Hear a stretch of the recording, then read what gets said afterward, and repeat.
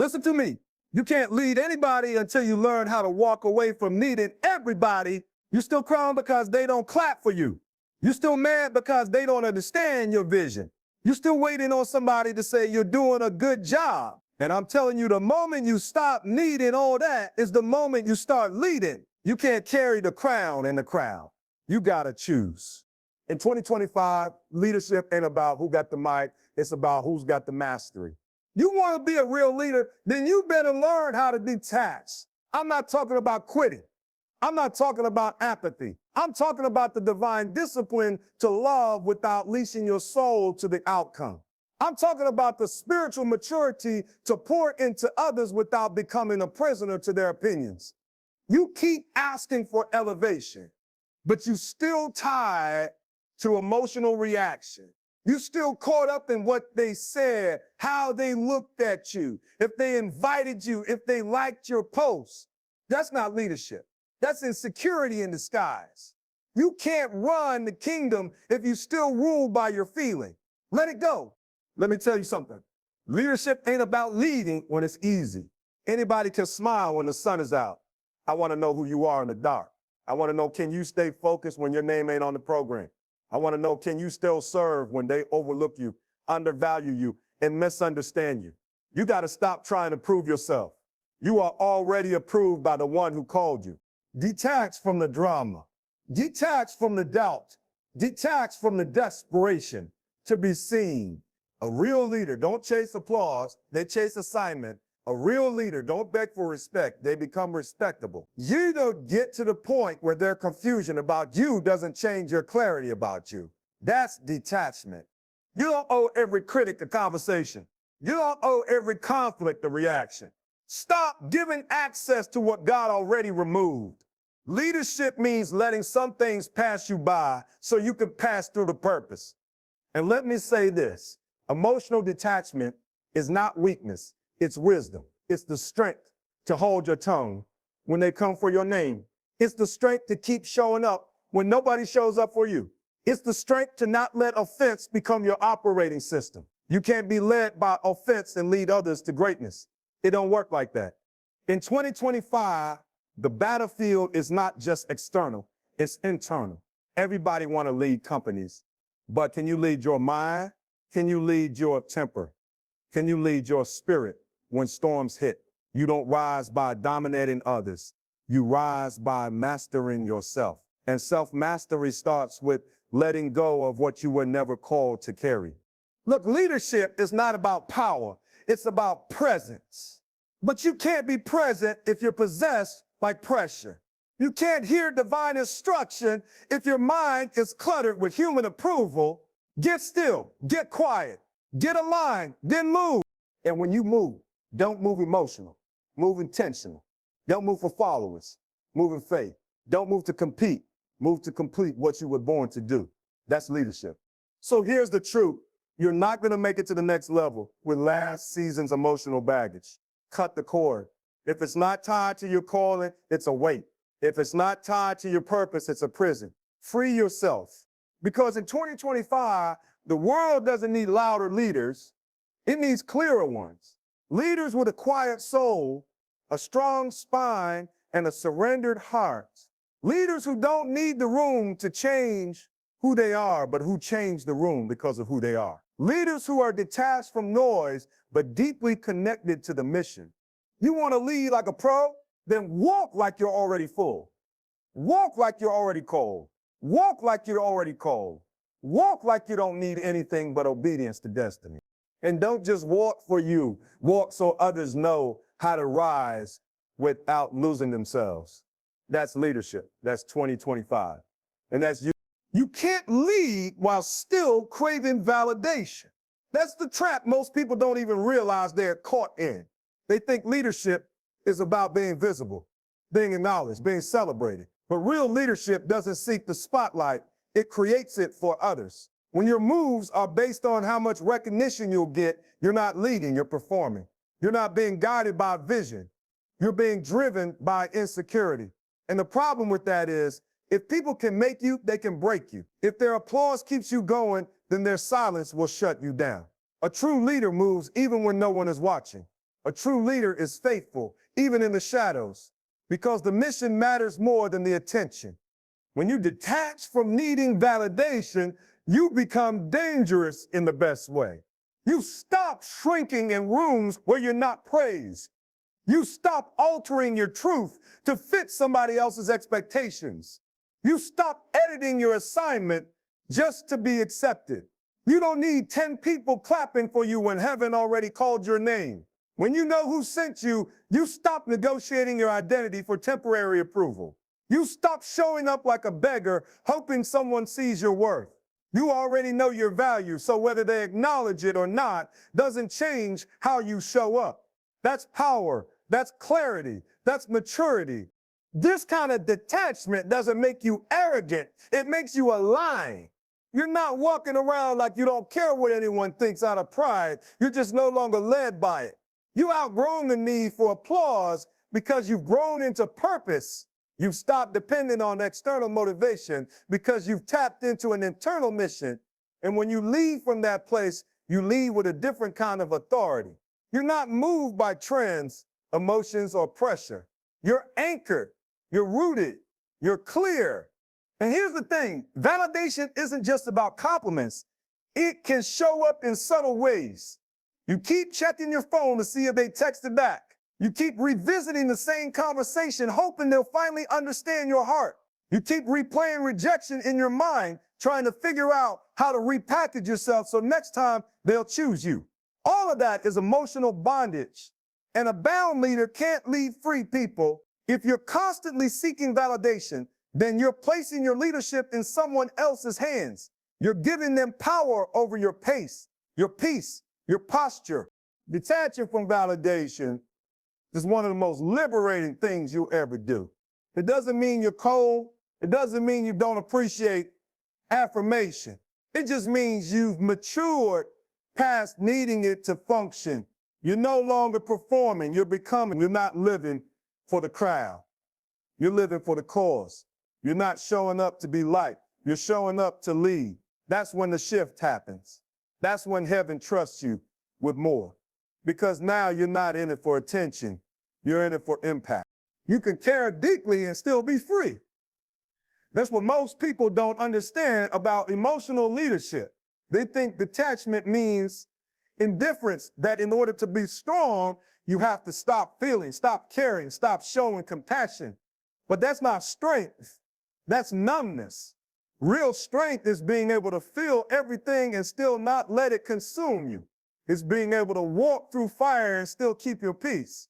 Emotional entanglement is what happens when your empathy turns into ownership. You start carrying things that don't belong to you. You start attaching your worth to outcomes you can't control. And before you know it, your soul is tangled in situations, people, and emotions that you were only meant to witness, not wear. When you are emotionally entangled, you lose your ability to lead with clarity. You start making decisions from a place of fear, not faith. You say yes when you need to say no, just to avoid conflict. You compromise truth to keep peace. That's not even real. You get pulled into everybody else's storm and then wonder why you can't find your own center. But when you learn to care without carrying, you lead from a higher place. You can listen to someone's pain without absorbing it. You can walk with someone through the valley without losing your altitude. You can speak truth in love, even if it hurts, because your emotions are submitted, not scattered. This is what emotional and spiritual detachment looks like. You're not emotionally unavailable. You're emotionally unshakable. You know how to keep your heart open without making it a revolving door. You know how to extend grace without excusing dysfunction. You don't lose sleep trying to fix what isn't yours to fix. You pray, you serve, you release. You recognize that your power is not in saving people, but in pointing them to the one who can. And once you know that, you stop trying to play the role of the healer and start walking in the role of the messenger. That's leadership. And don't get it twisted. This isn't about being distant. This is about being disciplined. It's about setting emotional boundaries that protect your assignment. Because the truth is, the more people you lead, the more pain you'll witness. And if you're not careful, you'll start bleeding internally from wounds that aren't even yours. You'll start confusing emotional rescue with spiritual responsibility. But you weren't called to carry everybody. You were called to carry the vision. You weren't called to babysit brokenness. You were called to build wholeness. And to do that, you need detachment. This level of detachment takes time. It takes maturity. But once you get it, it changes how you move. You stop showing up to fix and you start showing up to lead. You don't shut down when people project their hurt onto you. You stay steady because you know where your source comes from. You don't take things personally. You take them purposefully because you've learned the secret. You can love without losing yourself. You can feel deeply and still walk in freedom. That's the kind of leader the world is desperate for. Not emotionally entangled, but emotionally anchored. There's a reason eagles fly alone and snakes shed their skin. Growth demands release.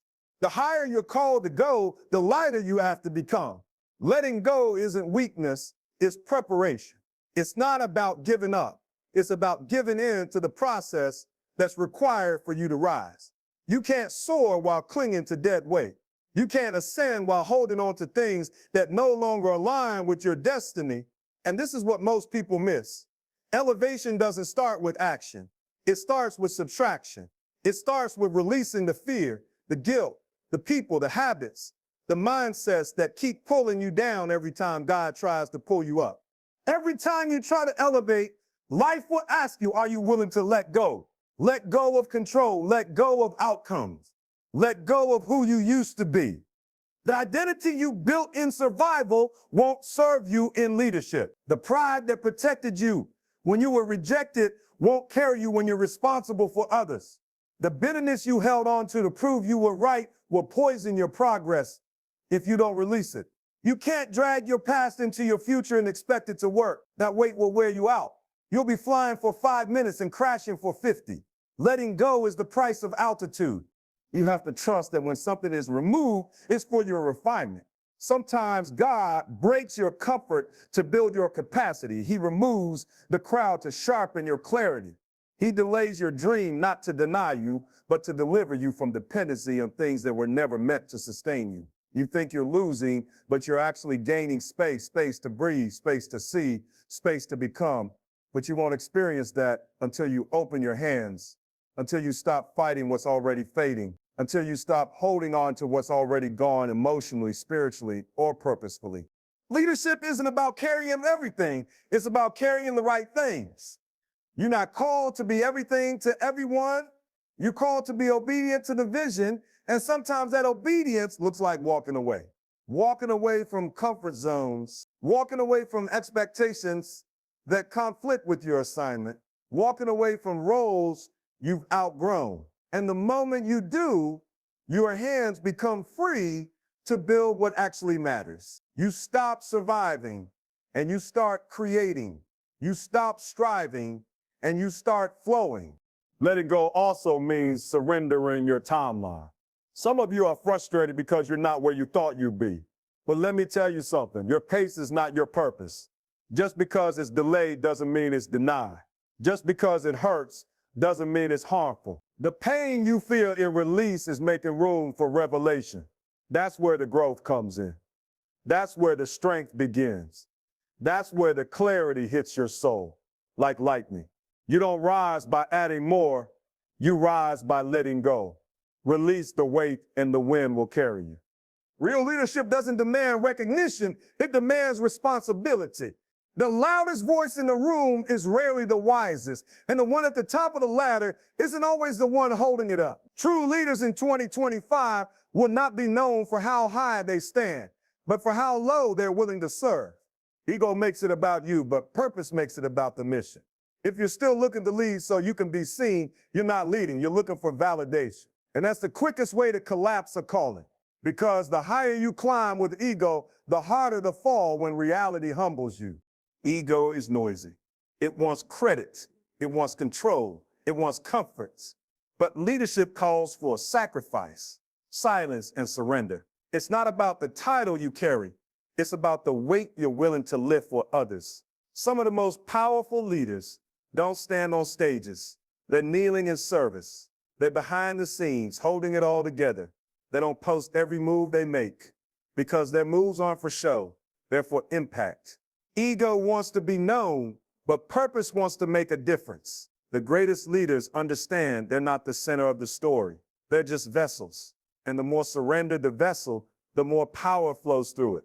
When you serve without ego, your leadership becomes safe. People feel seen, not used. They grow under your care because they're not tools for your ambition. They're humans with destinies of their own. You stop trying to build followers and start building other leaders. You stop micromanaging and start empowering because you're not afraid to share the stage, to share the credit, to share the glory. That's real strength. That's real confidence. That's what separates a dictator from a developer.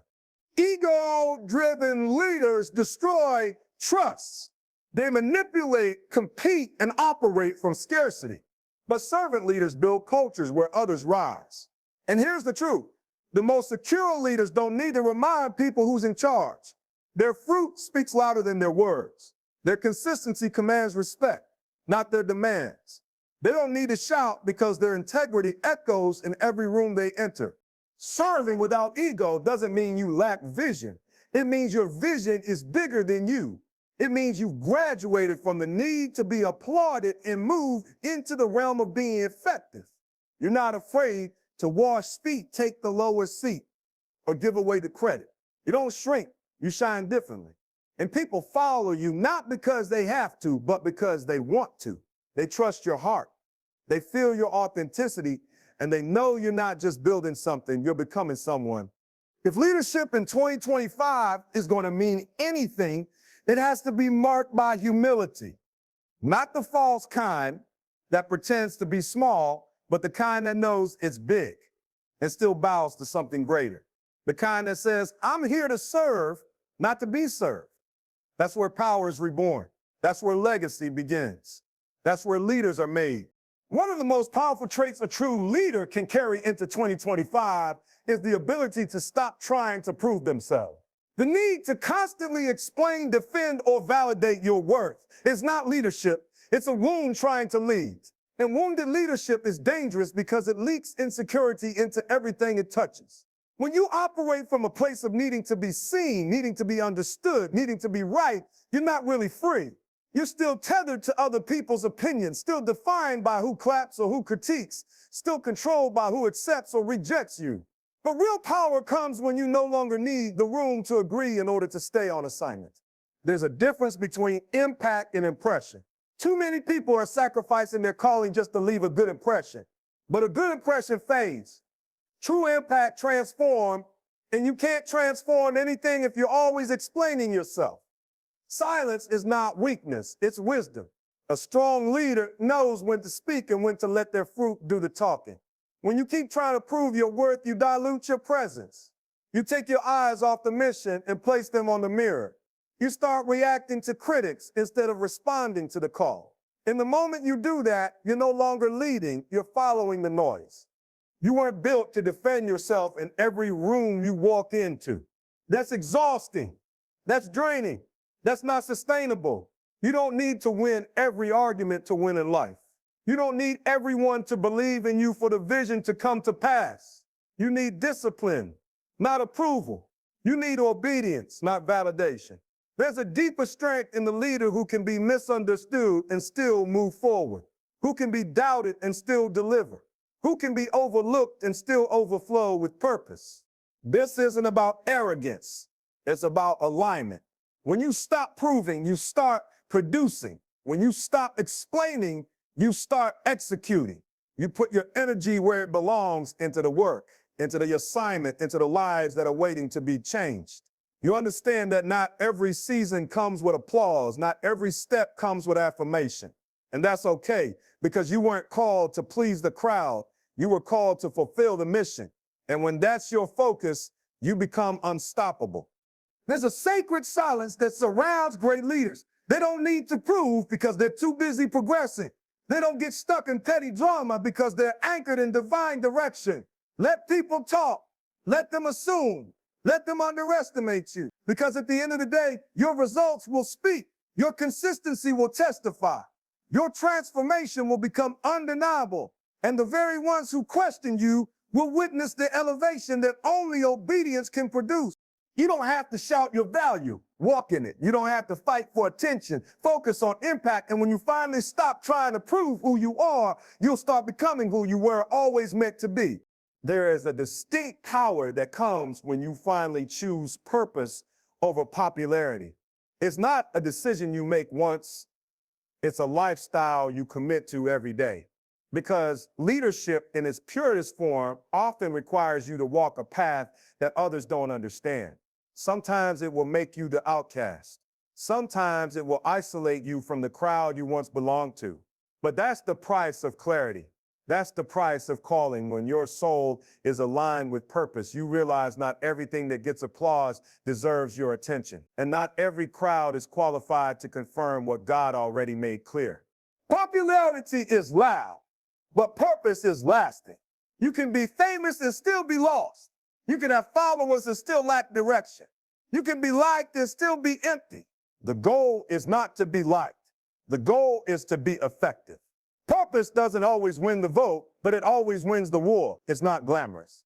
It doesn't always trend. It's rarely convenient, but it's true. And truth will carry you farther than approval ever could. When you choose purpose over popularity, you stop performing. You stop shaping your message to avoid offense. You stop dimming your light to make others comfortable. You stop running your vision through filters that water it down into something safe and digestible. Real leadership in 2025 will require the courage to stand firm in truth, even if it costs you your platform, your followers, or your comfort. Because what's the point of being followed if you're not even headed in the right direction? There's a loneliness that comes with choosing purpose, but it's a sacred loneliness. It's the space where clarity is born. It's the furnace where your motives get refined. It's the silence where divine strategy begins to flow. Don't confuse being unseen with being unimportant. Some of your most powerful growth will happen in obscurity.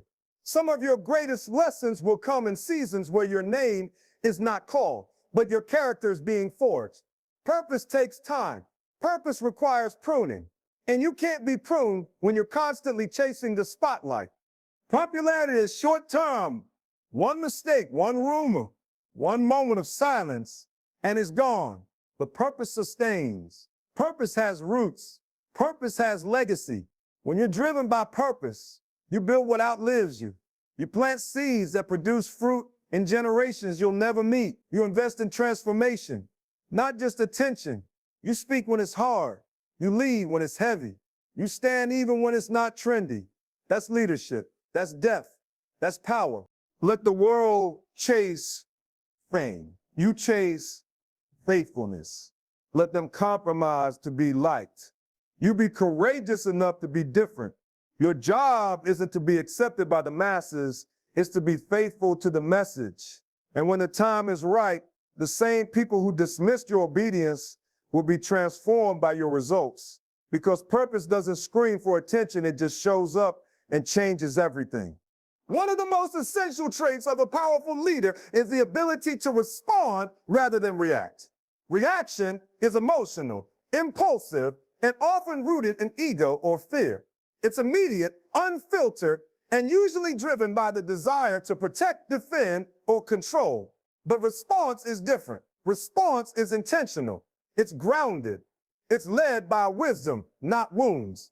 When you react, you give power to the external, whatever was said, whatever was done, whatever triggered you. But when you respond, you stay rooted in your internal compass. You don't let circumstances dictate your character. You don't let offense take the wheel. You lead not just in title, but in temperament. Leadership is tested in pressure. Anybody can look composed when everything is going well. But true leadership is revealed in how you handle the storm, how you treat people when your name is on the line, how you speak when you've been misunderstood, how you navigate tension without tearing things apart. Reactions often feel justified in the moment, but they rarely produce fruit. You snap back, you send the angry text, you defend yourself publicly, and all you've done is feed the chaos. You might win the argument, but you lose the influence. You might silence the critic, but you sacrifice your peace. Responding, on the other hand, doesn't mean you suppress your emotion. It means you process them before acting on them. You recognize the feeling, but you don't let the feeling run the show. You give yourself space to breathe, to pray, to reflect before you make your next move. That's maturity. That's strength. Because response requires discipline. It requires detachment from needing to win every moment. It requires clarity on what truly matters. Not every offense needs a reaction, and not every moment requires your explanation. Sometimes the most powerful thing you can do is stay quiet, stay focused, and keep moving in purpose. When you learn to lead from response instead of reaction, you become dangerous in the best way. You stop being predictable. People can't push your buttons because you disconnected the switch. They can't throw you off course because your foundation isn't external, it's internal. You're not emotionally hijacked by every shift in the atmosphere. You are steady, consistent, and grounded. And people trust that, they follow that, because in a world full of emotional outbursts and reactive leadership, calm is a superpower. You don't need to respond to everything. But when you do, make sure it reflects your mission, not your mood. Make sure it adds value, not just volume. Make sure it builds, not breaks. Because leadership isn't about how fast you respond. It's about how wise you are in your response. It's about whether your words and actions are aligned with the bigger picture. Reaction might feel good for a moment, but response builds something that lasts. And the only way you get there is through emotional detachment. Not from people, but from the need to be ruled by emotion. You feel it, but you don't bow to it. You acknowledge it, but you don't act out of it. That's how leaders lead with power and peace. That's how leaders rise.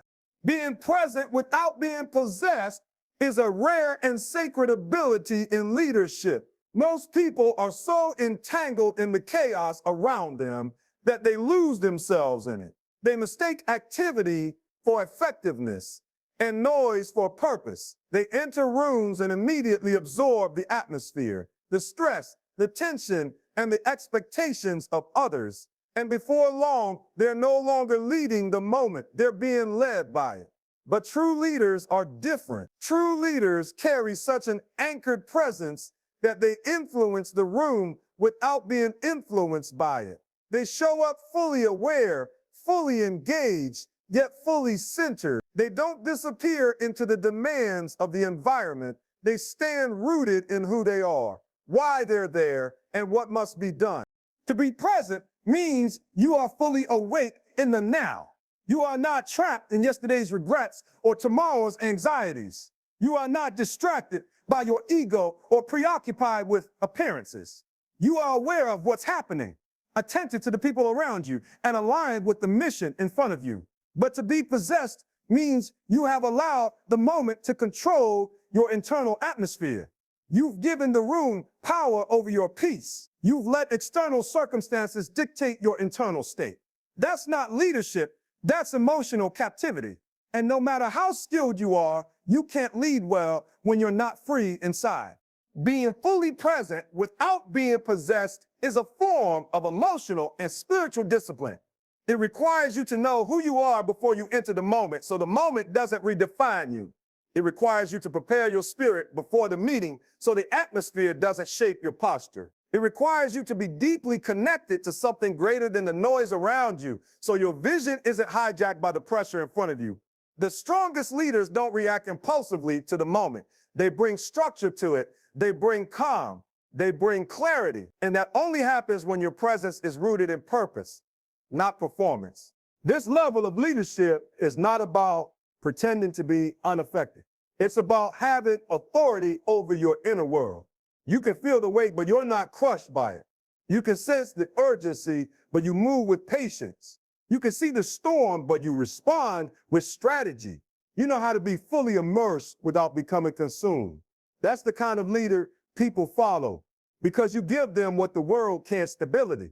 You model what it looks like to walk in strength, not just speak about it.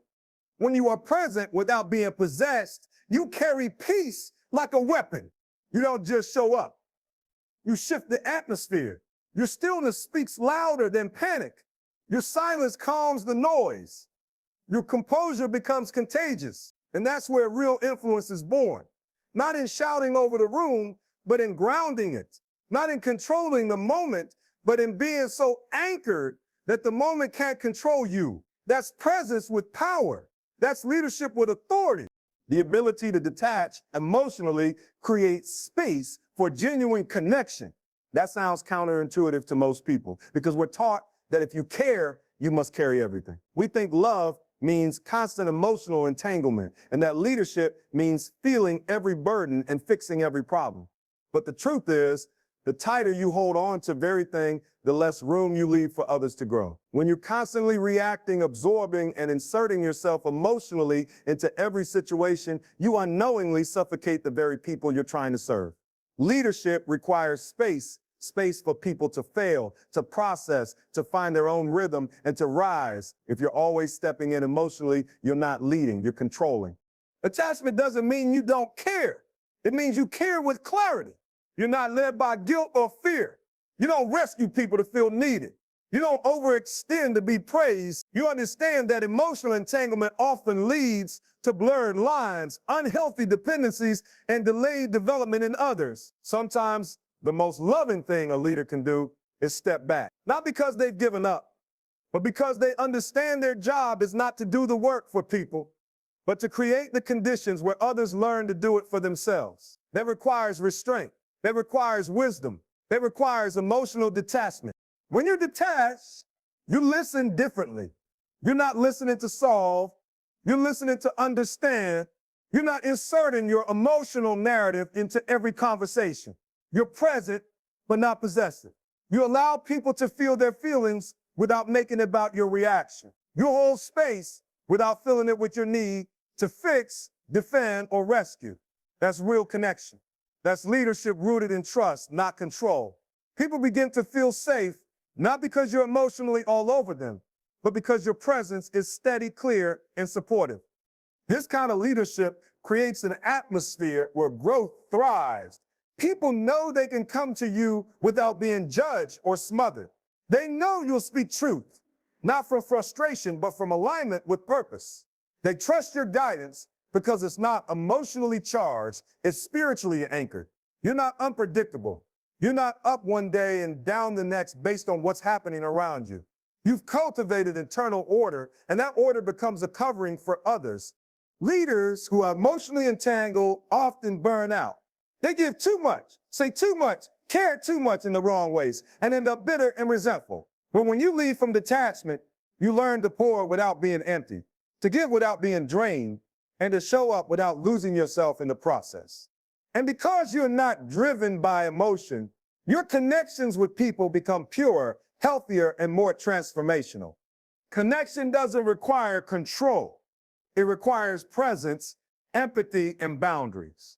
And detachment makes all three possible.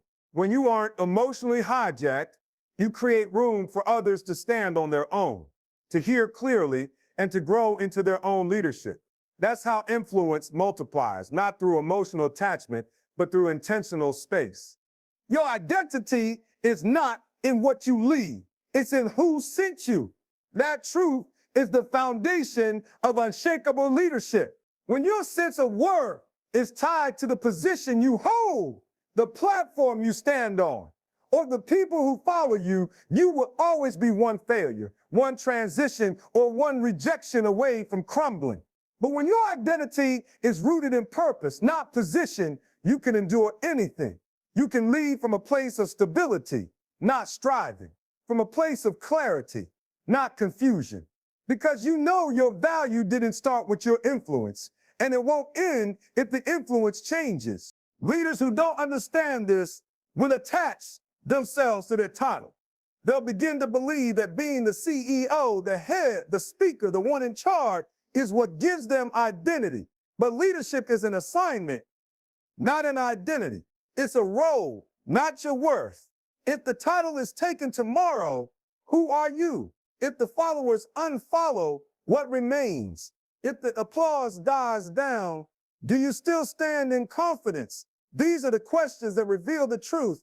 Many people are leading from emptiness, hoping the outside will validate what's missing on the inside. Detachment from what you lead allows you to lead it better. You're no longer afraid to make the hard decisions. You're not emotionally crushed if something fails. You don't manipulate outcomes to protect your image. You're free to do what's right, not what's popular. And you don't hold the assignment too tightly because you understand that it's not yours to possess. It's yours to steward. You are a vessel. You are on divine assignment. And when you understand that, you lead with humility and authority. You're not here to build your name. You're here to fulfill your calling. This kind of detachment also guards you from burnout, because when your identity is tied to results, you'll work yourself to exhaustion trying to maintain your image. You'll keep performing, striving, proving, all in the name of staying relevant. But when your identity is rooted in the one who sent you, you can rest, you can pause, you can retreat and recharge without guilt, because your worth isn't based on production, it's based on presence. And your value isn't determined by what you lead, it's defined by the purpose you were created for. This level of freedom only comes through spiritual alignment. It's when you stop trying to be everything and start trusting the one who gave you the assignment. It's when you realize that being chosen doesn't mean being perfect. That failure doesn't cancel your calling. That losing something doesn't mean you've lost yourself, because what's in you is greater than what you lead. And who you are becoming matters more than what you are managing. Detach from the identity that comes from titles.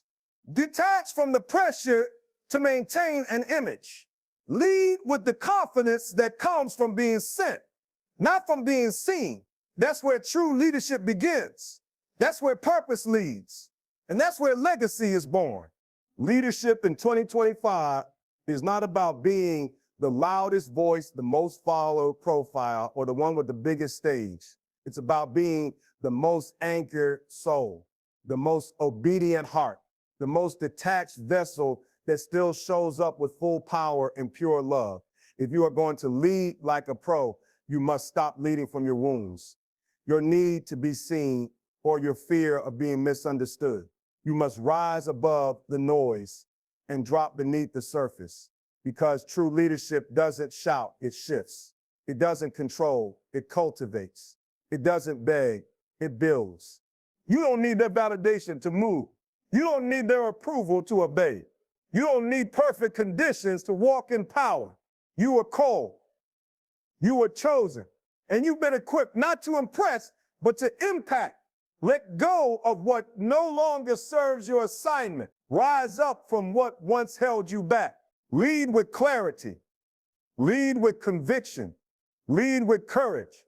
And above all, lead with the quiet confidence that comes from knowing who sent you. Because in the end, it won't be the crowds that define your legacy. It will be your consistency, your obedience in private, your integrity under pressure, your strength when no one claps. That's the kind of leadership the future needs. And that's exactly the kind of leader you were born to be. Now stand in it, walk in it, and lead like heaven is back in every step, because it is. Tools.